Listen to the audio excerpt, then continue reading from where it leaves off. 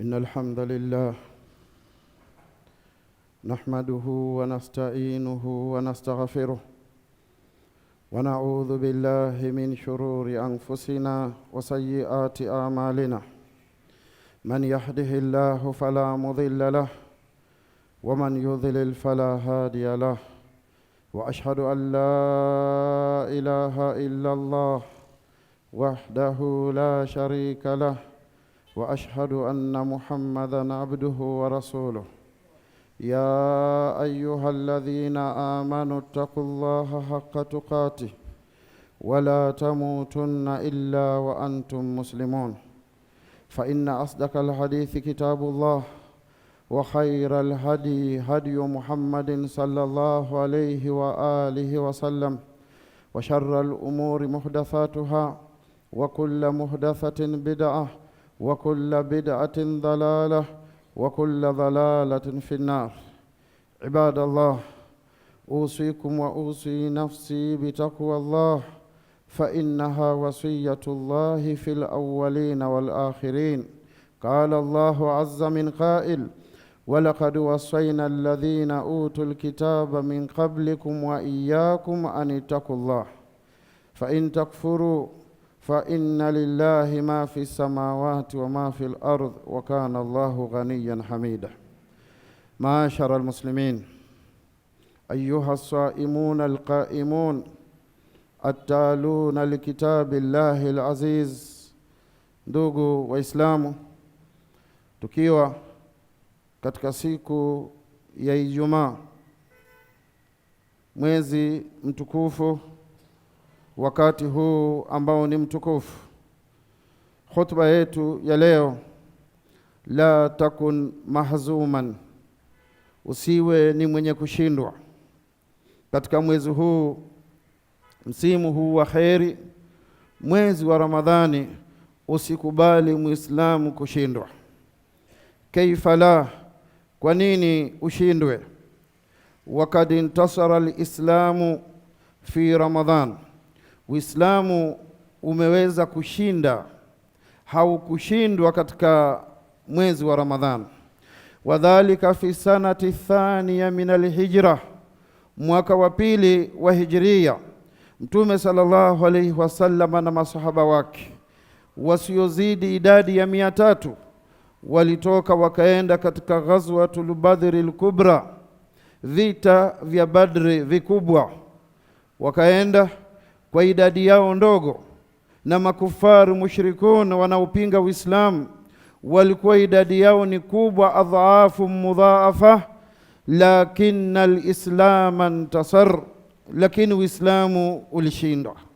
Uislamu ndio uliopata izza na ndio ulioshinda. Kaifa la, kwa nini Muislamu ashindwe ndugu zangu katika mwezi kama huu? Wakad intasara almuslimun, na Waislamu walipata ushindi fi sanati athamina min alhijra, mwaka wa 8 katika hijria, fi ghazwati fathi Makkah, katika vita vya fathu Makkah, tarehe 20 mwezi wa Ramadhan. Badr ilikuwa ni tarehe 17 mwezi wa Ramadhani, kama haya masiku tulionayo. Muislamu hatakiwi kushindwa. Yakishindwa Muislamu labda ashindwe katika masala ya dunia, lakini asikubali Muislamu kushindwa katika masala ya akhira. Akhraja al-Imam al-Bukhari fi sahihi, Imam Bukhari katika sahihi yake anatoa hadithi an Abi Hurairah radhiyallahu anhu. Abu Hurairah anasema, kadima Abu Ubaidata min biladi, Abu Hurairah alikuja kitoka katika bilad. Ayu biladin hadhihi, ni biladi gani, ni miji gani? Asema Abu Hurairah, min biladi Bahrain. Abu Ubaida alikuja kutoka katika biladi Haramain, bilad ya hiyo ambayo tumeitaja ya upande ule wa kaskazini katika mji wa Madina, yaitwa Bahrain. Alikuwa amekwenda kufanya nini sahaba huyu Abu Ubaida? Alikuwa ametumwa na Mtume Muhammad sallallahu alayhi wasallam liyajma aljizyata, aende akusanye jizya. Na jizya manake ni mji ambao Uislamu ushafungua, uko chini ya utawala wa Uislamu, lakini wenye mji ule hawalazimishi kwamba wawe ni Waislamu. Yule atakayeslimu walillahi alhamd, ambao hawakusilimu wanatoa jizya. Jizya maana yake ni kodi, jizya maana yake ni tax. Kwa hivyo Mtume sallallahu alaihi wasallam, ule mji uliokuwa na Naswara, Wakristo kwa lugha ya leo, ambao hawakuingia katika Uislamu, wakampa Mtume sallallahu alaihi wasallam ahadi kwamba watatoa jizya. Mtume sallallahu alaihi wasallam akamtuma Abu Ubaida Amir ibn al-Jarrah radhiyallahu ta'ala anhu wa ardhah, aenda akachukua jizya katika mji wa Bahrain. Akaenda Abu Ubaida, fajamaa aljizyata, akakusanya kodi na jizya na tax, akarudi katika mji wa Madina.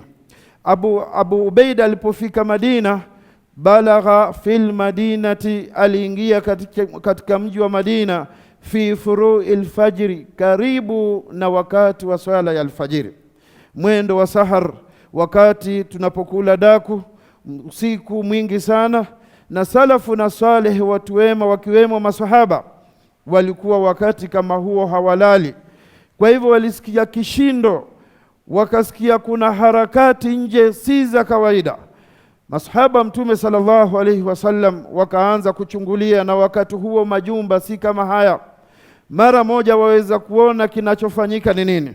Wakaona kuna jimalan, kuna ngamia wengi, alafu kuna khail, kuna na farasi, alafu kuna humur, alafu kuna na punda. Hawa wanyama wote wamebebeshwa vyakula vingi sana, wamebebeshwa na mali nyingi sana kutoka Bahrain. Kipindi hicho, maashara almuslimina, ndani ya mji wa Madina kulikuwa na njaa, kulikuwa na ukame, maisha yalikuwa ni mazito. Walidhalika masahaba walipoona kwamba vyakula vyaingia na mali yaingia, kina dhahabu na kina fedha na vinginevyo, masahaba walifurahi mno kwamba sasa hivi tutakuwa katika maisha mazuri, tutafurahia Madina. Sasa masahaba wakafanya haraka kwenda kuswali salat al-fajr fil masjid an-nabawi waraa an-nabiy sallallahu alayhi wasallam, kwamba Mtume atatuswalisha imamu wetu kama kawaida. Walipofika msikitini, katika msikiti wa Madina, salla bihimu an-nabiy sallallahu alayhi wasallam, Mtume sallallahu alayhi wasallam kama kawaida akawa ndio imam, na masahaba ni maamuma wa Mtume Muhammad sallallahu alayhi wasallam. Asema Abu Huraira, falamma faragha min salah, alipokuwa Mtume sallallahu alayhi wasallam ashamaliza sala, ashatoa salamu, asraa fil khuruji, Mtume sallallahu alayhi wasallam alifanya haraka kutoka. Si kawaida yake, huwa hafanyi hivyo sallallahu alayhi wasallam. Baada ya sala, Mtume sallallahu alayhi wasallam yamkuthu fi musallah, anabakia sehemu aliyoswalia muda mrefu. Lakini leo amefanya kitu si cha kawaida, amefanya haraka akatoka Mtume sallallahu alayhi wasallam. Na masahaba wasubiri kwamba waambiwe mtagawanyiwa lini, mtapewa vipi na wakati gani. Falamma raa sahabatu dhalika, masahaba walipoona Mtume sallallahu alayhi wasallam atoka haraka aelekea mlangoni, asra ba'dhu sahabatu fa'taradha ala an-nabiy sallallahu alayhi wasallam, baadhi ya masahaba walitoka haraka wakakimbilia mlangoni, wakaenda wakamziba Mtume Muhammad sallallahu alayhi wasallam, ili Mtume sallallahu alayhi wasallam asipate nafasi ya kutoka. Qala sallallahu alayhi wasallam, Mtume sallallahu alayhi wasallam alipowaona kwanza, tabassama, alitabasam, akajua hawa mabwana ni kwa nini wananikimbilia mlangoni. Kisha akawaambia, la'allakum sami'tum biqudumi abi Ubaida, huenda nyinyi habari kwamba Abu Ubaida ameingia na mali, ameingia na vyakula, jambo hilo lishawafikia.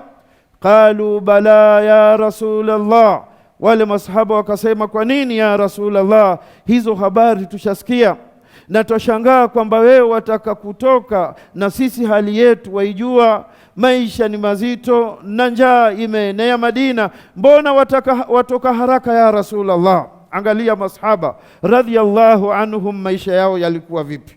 Fatabassama sallallahu alayhi wasallam, mara ya pili Mtume sallallahu alayhi wasallam akatabassam, akajua kwamba hawa masahaba wangu wanataka vile vyakula na wanataka zile mali ambazo zimeingia katika mji wa Madina. Faqal, Mtume sallallahu alayhi wasallam akawaambia, abshiru wa amilu ma yasurrukum, kuweni na bishara na wabashiria kwamba chakula mtapata. Wa amilu, na muwe na matarajio mazuri, ma yasurrukum, mtapewa mali na wenyewe mtafurahi. Msiwe kwamba mtadhani kwamba hamtopewa mali na vyakula vilivyoingia katika mji wa Madina. Kisha Mtume sallallahu alaihi wasallam akaondoka. Baada ya hapo akarudi akawagawanyia kile chakula na akawagawanyia ile mali parawanda. Hakuna kujificha ficha jamaa. Mali zikiingia msikitini, vitu vya Ramadhani vyaingia msikitini, umepewa wewe mali kwamba hii Ramadhan yatakiwa ugawanye, wacha kujificha ficha. Wajificha kwa ajili ya nini? Hii ndio huleta fitna. Sasa Mtume sallallahu alaihi wasallam baada ya kuwagawanyia masahaba mali hii akawaambia, lal fakra akhsha alaykum walakinni akhsha an tubsata alaykum ad-dunya fatanafasuha kama tanafasuha fatuhlikakum kama ahlakatuhum. Mtume sallallahu alaihi wasallam akawaambia masahaba baada ya kuwagawanyia, mimi mtume wenu sallallahu alaihi wasallam sihofii na siwaogopei kwamba nyinyi mtakuwa ni maskini. Hilo mimi sina.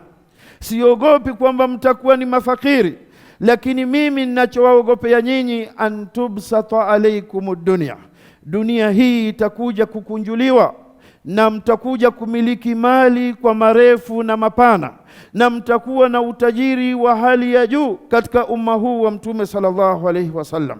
Fatanafasuha ay fatatanafasuha, kisha mwanze kushindana kila mmoja katika nyinyi, ni nani atakayekuwa na mali nyingi, ni nani atakayeshinda wenzake katika nyumba za rent ndani ya Bakarani na ndani ya Kisauni na Mombasa, ni nani atakayeshinda watu wote katika plots na viwanja, ni nani atakayeshinda, nani atakayekuwa na akaunti kubwa iliyo na pesa nyingi kuliko watu wengine.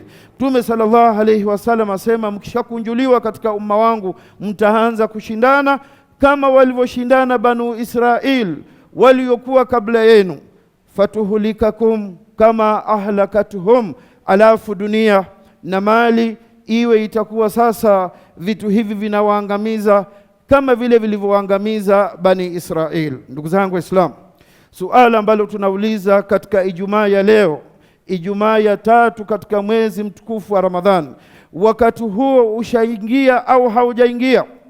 Wakati huo ushafika au haujafika?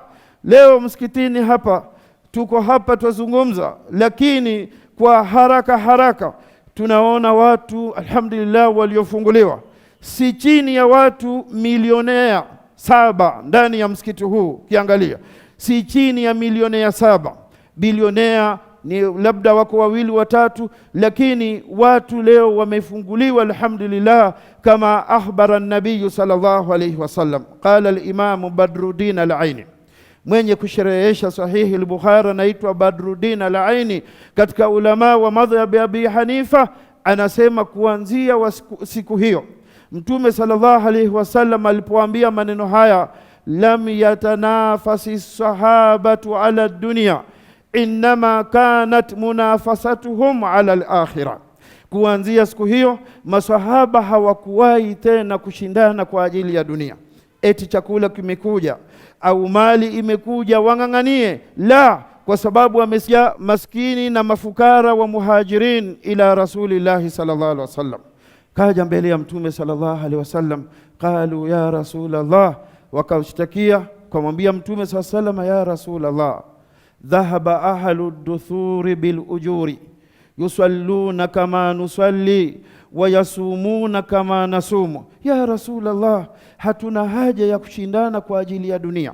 Anayemiliki na amiliki, anayetajirika ni fadhila ya Allah, lakini kinachotuuma sisi, kinachotuumiza vifua vyetu, wamekwenda hawa matajiri ndugu zetu masahaba na ujur na thawabu na malipo. Angalia masahaba, hawawahusudu wenzao kwa sababu ni matajiri, wanawahusudu husda ya ghibta kwa sababu wanawashinda katika thawabu na katika ajir na malipo ya Allah tabaraka wa taala. Mtume sallallahu alaihi wasallam akawaambia, wanawashinda vipi? Wamechukua thawabu zote vipi? Sema masahaba hao wakasema kumwambia Mtume sallallahu alaihi wasallam, yusalluna kama nusalli. Hawa wenzetu matajiri, tukiswali faradhi na wao waswali, tuwaswali sunna na wao waswali sunna, tukifunga Ramadhan na wao wafunga Ramadhan, tukifunga saumu za sunna na wao wafunga. Lakini kuna kitu wafanya sisi hatuwezi ya Rasulullah, yatasaddaquna bifudhuli amwalihim, wana mali ya ziada, wanatoa sadaka na wanatoa zaka, wanafanya khairi. Wabiha yatamiruna wa yahujjun, alafu wanaweza kwenda umra, wanaweza kwenda haji, sisi hatuwezi. Mtume sallallahu alayhi wasallam akawaambia, awala adullukum ala shay'in idha fa'altumuhu sabaktum man sabakakum, je, nisiwaonyeshe jambo mkilifanya mtakuwa na thawabu kama vile wale matajiri wanavyokuwa na thawabu wakati wanapotoa? Qalu bala ya Rasulullah, tueleze ni jambo gani?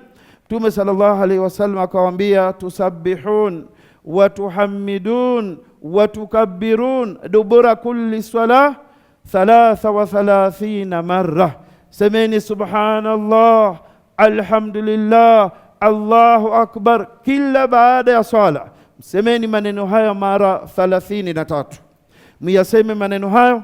Mkiyasema maneno hayo, basi itakuwa na nyinyi mna thawabu kama matajiri katika sahaba, mtakuwa mna malipo na ajir kama vile wale wanavyotoa mali zao. Ndugu zangu Waislamu, kwanza lazima tuelewe kwamba katika masahaba kulikuwa na watu matajiri mno.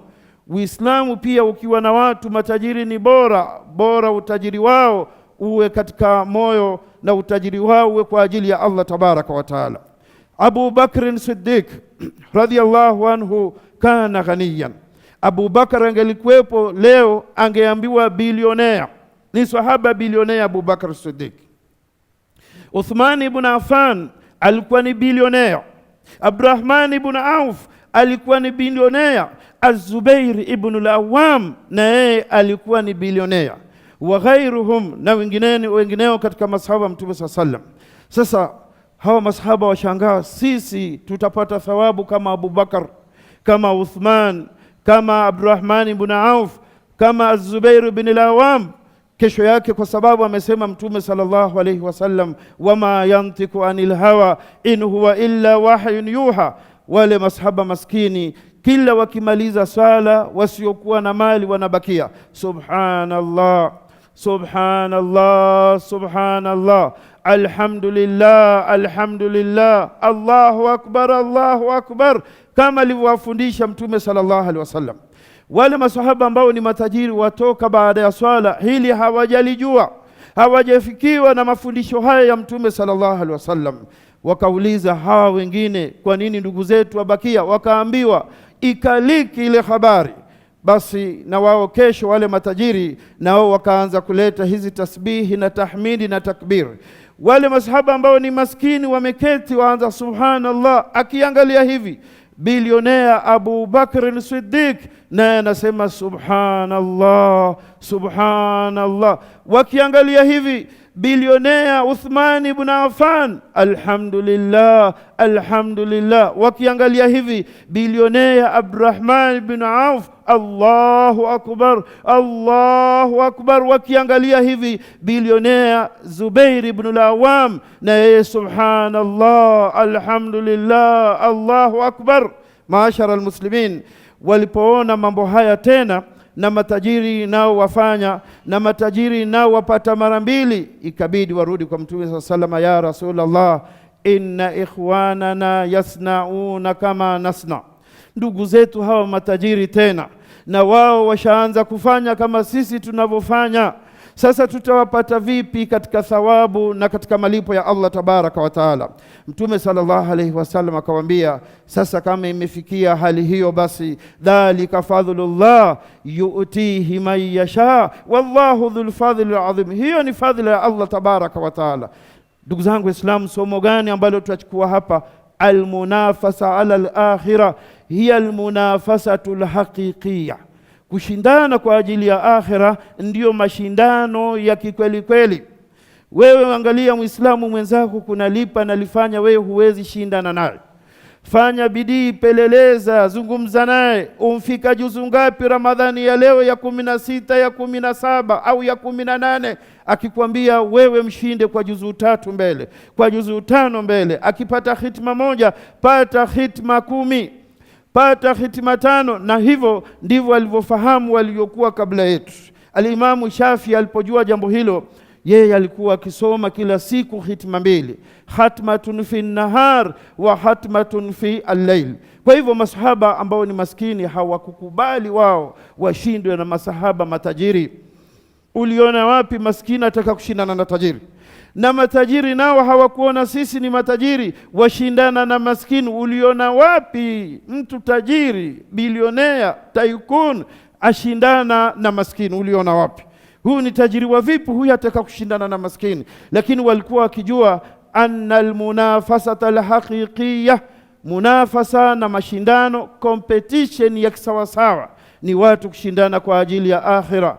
Ndipo ikapatikaniwa baba ashindana na mtoto katika taa na katika ibada, mtoto ashindana na baba, ndugu ashindana na ndugu, jirani ashindana na jirani. Waislamu washindana, lakini washindana nini? Washindana kwa ajili ya akhira. Na sisi mwezi huu wa Ramadhani, ndugu zangu, hapa ulipofikia ushatupa mgongo waelekea kwenda kukamilika mwezi huu wa Ramadhani ya mwaka huu. Fanya bidii, la takun mahzuma, isije ukashindwa. Shindana kufa kupona, jitolee kwa ajili ya Allah tabaraka wa taala. Aqulu ma tasma'un wa billahi tawfiq.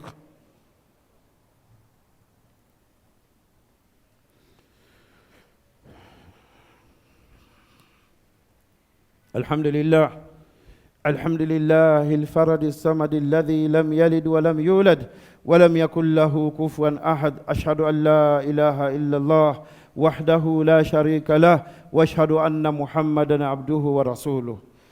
Kumalizia khutba ya Jumaa yetu ya leo, tunataja familia mbili ambazo zimesajiliwa katika vitabu vya Kiislamu katika tarikh al-Islami, kushindana wazazi, kushindana na watoto wao kwa ajili ya taa na kwa ajili ya ibada na kwa ajili ya akhira.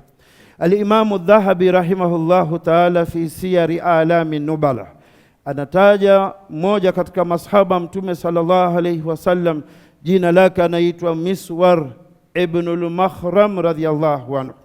Mtume sallallahu alayhi wasallam siku alipotangaza vita vya Badri, kesho twatoka twaenda katika Badr, Miswar ana mtoto wake jina lake ni Harith ibn Miswar ibn al-Makhram. Hakuna nafasi ya kuweza kutoka wote wawili.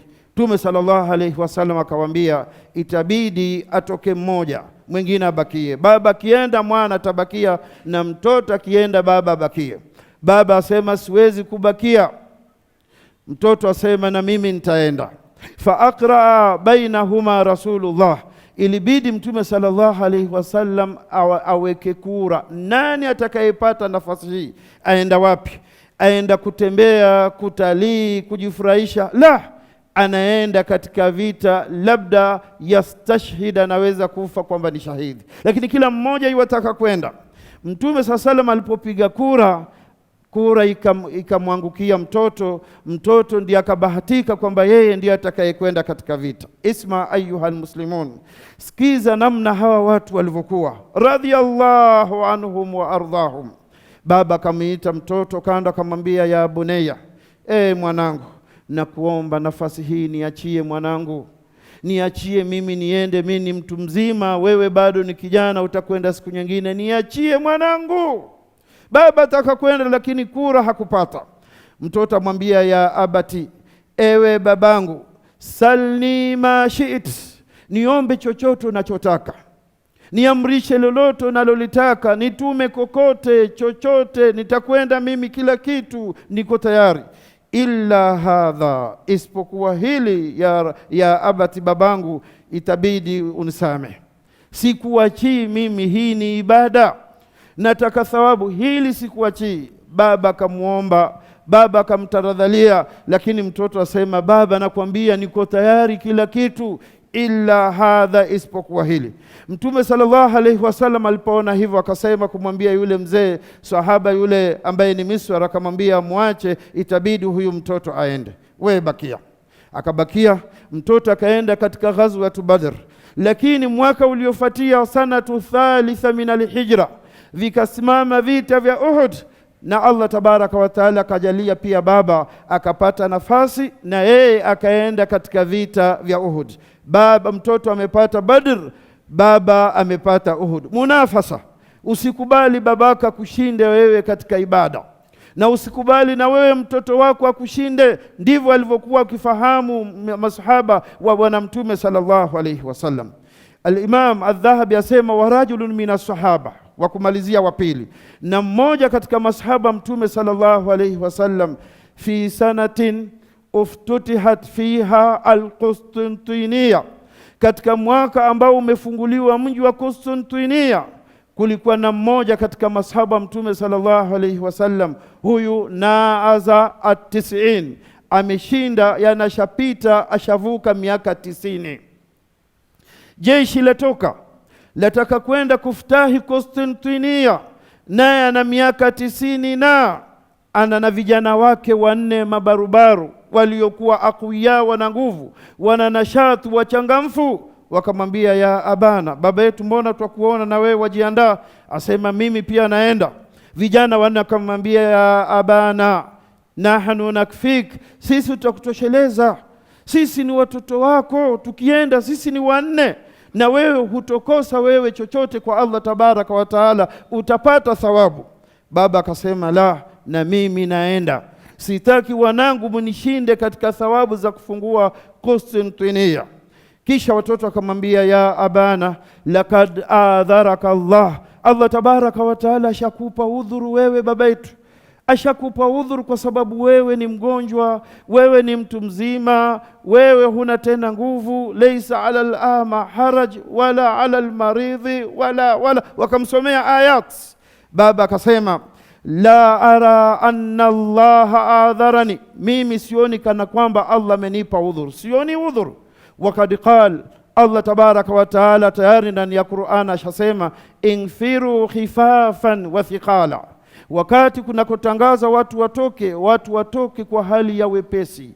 Ni vijana, wana nguvu, wana uchangamfu, na vile vile thiqalan, wengine watoke hali ya kuwa kwa uzito, kwa hali ngumu, lakini watoke. Kwa hivyo nyinyi mumepata nafasi ya khifafan, kwa wepesi, lakini na mimi nimepata upande wa thiqalan, nimepata upande wa uzito. Kwa hivyo sote tunatakiwa tuondoke. Baba akaondoka, wakapanda jahazi, wakaenda mpaka Konstantinia, lakini hawajafika.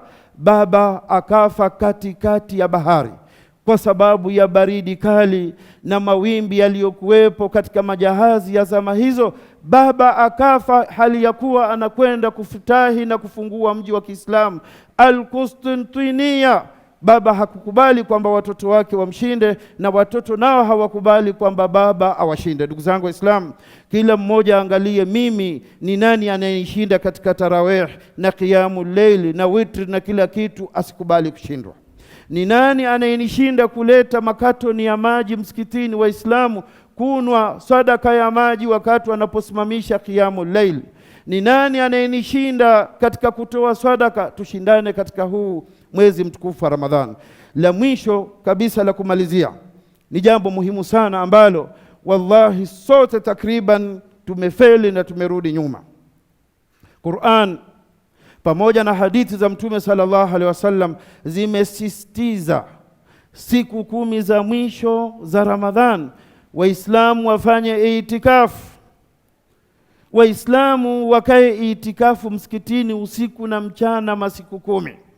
Leo msikitini, ndugu zangu, tuko wangapi tunaosali? Angalia itikafu msikitini, wakifika watu 10 sema alhamdulillah, wakifika watu 5 waombee Allah tabaraka wa taala. Na Qur'ani iliyotuambia kwamba tufunge kutiba alaikumus siyam, mbele yasema wa antum aakifuna fil masajid mwatakiwa muwe na itikafu 10 la mwisho msikitini. Mtume sallallahu alayhi wasallam Ramadhani 9 alizozifunga, hakuna hata Ramadhani moja sallallahu alayhi wasallam aliacha itikafu. Wa fi sanati allati mata fiha, na mwaka aliokufa Mtume sallallahu alaihi wasallam itakafa 20 yauma, alifanya itikafu 10 la katikati na 10 la mwisho. Sisi Waislamu leo na ulimwengu na sisi mbio, alafu Ramadhani ikimalizika hatuoni tulipofika, hatuoni kufaulu, hatuoni kupiga hatua. Sasa hizi mbio za nini ndugu yangu? Kwani wewe wadhani kwamba Ramadhani itakuja ikupate hapo hapo, alafu tena Ramadhani nyingine ije ikupate bado upo, Ramadhani nyingine bado upo, Ramadhani nyingine ya kupata hapo hapo? Subhanallah. Ndugu zangu Waislamu, kila Muislamu afikirie, kuna Waislamu leo wana miaka 40, wengine 50 mpaka 70, tangu wazaliwe hawajawahi kukaa itikafu. Na si kwamba hawasikii, na si kwamba hawapati mawaidha, washapata mawaidha mara nyingi sana, lakini ulimwengu umewachukua, wameghafilika, wameingia katika ghafla. Hajawahi hata maishani mwake kukaa itikafu angalau mwaka mmoja, siku 10 peke yake. Mahala pale unapokaa siku 10 zile, wallahi ni neema na fadhila kubwa sana. Hutoangalia mambo ya haramu, hutosikiza mambo ya haramu, hutosikiza mambo ya kusengenya, wala hutokuwa ni mwenye kuangalia hata habari za siasa za dunia za uchafu gani. Wewe na Allah, na Allah na wewe. Siku 10 fil masjid, ndani ya msikiti, kama fala nabii sallallahu alayhi wasallam, kama alivyofanya Mtume sallallahu alayhi wasallam. Na alipokufa sallallahu alayhi wasallam, itakafa ashabu, masahaba zake wakafanya itikafu. Watakafat azwaju, na wake zake wakafanya itikafu, kwa sababu wanajua fadhila ya jambo hili. Ndugu zangu Waislamu, tuwe na hima katika masiku haya yaliyobakia. Imamu al-Auzai katika masiku kama haya, imamu wa Sham, usiku wa 8 asikia jirani wake anapiga kelele, asema ana ya Rabb, ana ya Rabb, ana ya Rabb. Mwendo wa saa 10 usiku, saa 10:30 kabla ya salatu al-fajr, yuwakaa kidogo, ana ya Rabb, ana ya Rabb, ana ya Rabb. Falamma asbah, imam alipopambaukiwa kwenda msikitini, mwangalia yule jirani amekuja au hajakuja, akamuuliza, ulikuwa na nini? Mbona usiku nasikia ukisema ana ya Rabbi mara 3 kwa sauti ya juu? Akasema, dhakartu kaula nabii sallallahu alaihi wasallam, mimi nimekumbuka kauli ya Mtume sallallahu alaihi wasallam. Mtume anasemaje? inna Allaha yanzilu ila samai dunya, Allah tabaraka wa taala kila usiku wa 8 anashuka mpaka katika bingu hii ya duniani hapa karibu. Kisha nauliza, man yaduuni fastajiba lah, man yastaghfiruni faaghfira lah, nani anayeniomba basi mimi nitampa kila alichoomba? Ni nani anayetaka msamaha? Mimi ni nani anayetaka haja? Ni nani anayetaka tauba? Basi nikikumbuka maneno hayo, naona kama naambiwa mimi, na ninajua Mtume sallallahu alaihi wasallam asema Allah ameshuka mpaka ila samai dunia. Kwa hivyo mimi namwambia Allah, ana ya Rabbi, ni mimi Mola wangu, ana ya Rabbi, ana ya Rabbi, ni mimi nataka msamaha haja zangu na dua zangu na istighfar. Imamu al-Auzai akamregesha katika sunna, akamwambia ahsant wala tarfa'u sautaka, wafanya vizuri